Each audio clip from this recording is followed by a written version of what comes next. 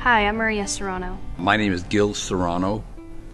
As Catholics, we're taught to go out and do, be active, contribute, and I really believe that that is so important, especially for our community, to bring forth more adults, young people who are willing to go out there and make a difference.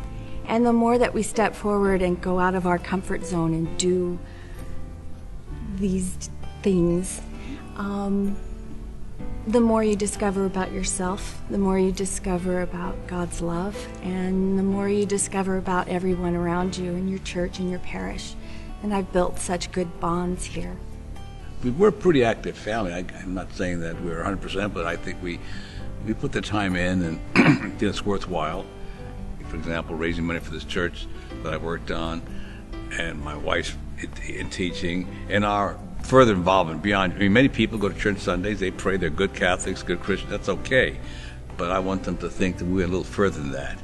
And I hope they continue that, take it a bit further themselves, not just go to church, not just go to confession, not just live a good Catholic life, but give it a little more beyond that.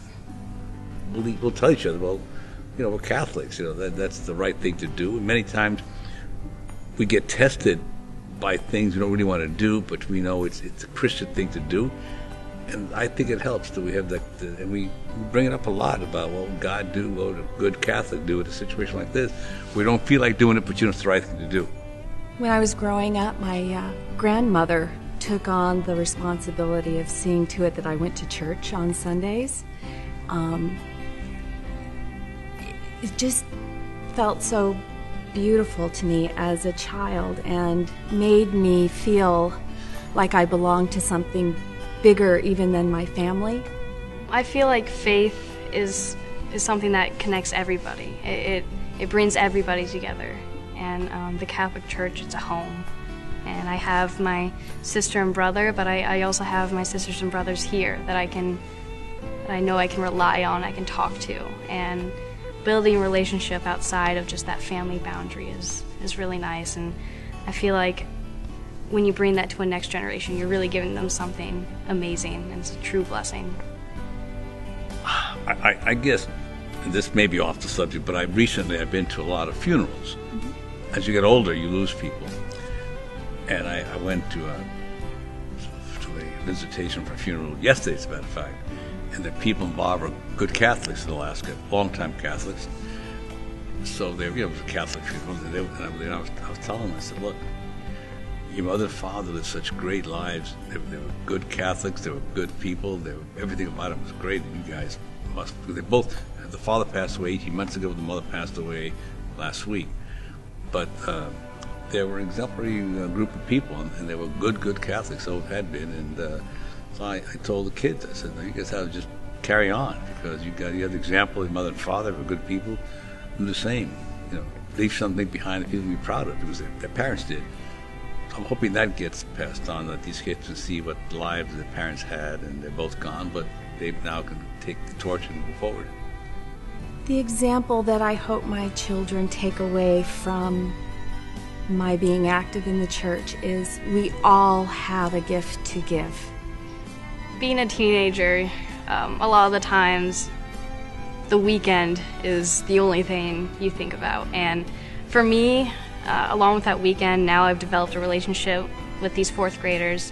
You know, you really start to miss them. It's not only just a responsibility, it's I want to, and I enjoy it. I love getting up in the morning and, you know, seeing their smiles and seeing them, you know, writing stuff on the whiteboard, and, you know, it's a fun experience. And though maybe my Saturday nights aren't as eventful, it's the Sunday mornings that make me really happy as well.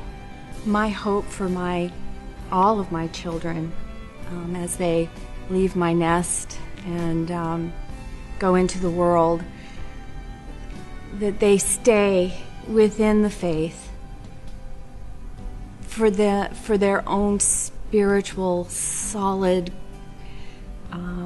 so they know that there is solid ground always wherever they are. They're never alone wherever they are. God is always with them.